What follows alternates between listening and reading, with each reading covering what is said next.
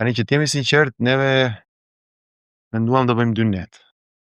Edhe te 2 net ishim konfident edhe tham okay, nuk do bëjmë 1, do bëjmë 2. Po që do bënim 4 nuk e prisnim, unë nuk e prisja. Jam tepër i lumtur, po edhe shumë mirënjohës. Kështu që këto do jenë 4 net që ne do mundohemi të katërta të jenë njësoj në kuptimin e energjisë dhe të gjithë spektaklit që ne duam të dhurojmë, po është shumë e vështirë. Shumë e vështirë se janë gjitha këngë të dashura dhe plus orkestrimet që kemi bërë kanë dalë shumë bukur.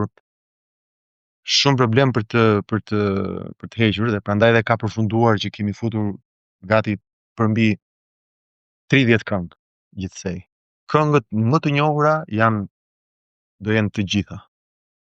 Do ketë edhe disa të ftuar nga bashkëpunimet e mia që unë zakonisht nuk dua t'i promovoj dhe i lë kështu si surprizë dhe se aty ka qenë shfaqja. Se nuk e mbaj mend shfaqjen shumë mirë, po e bëj si thirrje se ma kujtove këtë dhe do ishte shumë bukur që Video Festi të rikthehej në Kosovë.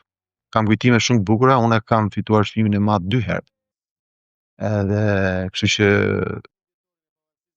jam ndier gjithmonë shumë i vlerësuar.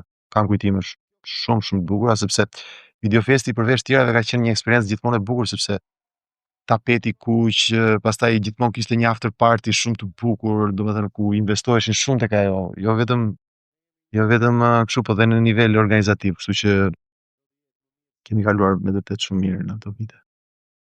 Që t'jemi sinqert, edhe në Tiranë është një problem shumë i madh. Për shembull, Prishtina ka një sallë të jashtëzakonshme që nuk e ka as Shqipëria, po ndoshta as rajoni këtu, që është salla që ju e quheni e Djegut. Pallati i Rinisë. Pallati i Rinisë. Ajo është sallë e jashtëzakonshme si strukturë po të restauroj. Është e madhe, ka një kapacitet tek 7-8.000 veta, është shumë e lartë, edhe shumë dinjitoze e bukur.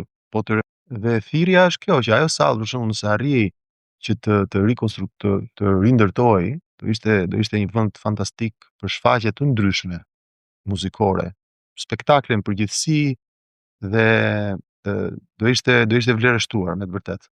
Shpresoj që do kënaqen dhe do kthehen të lumtur, pak më të lumtur në shtëpi.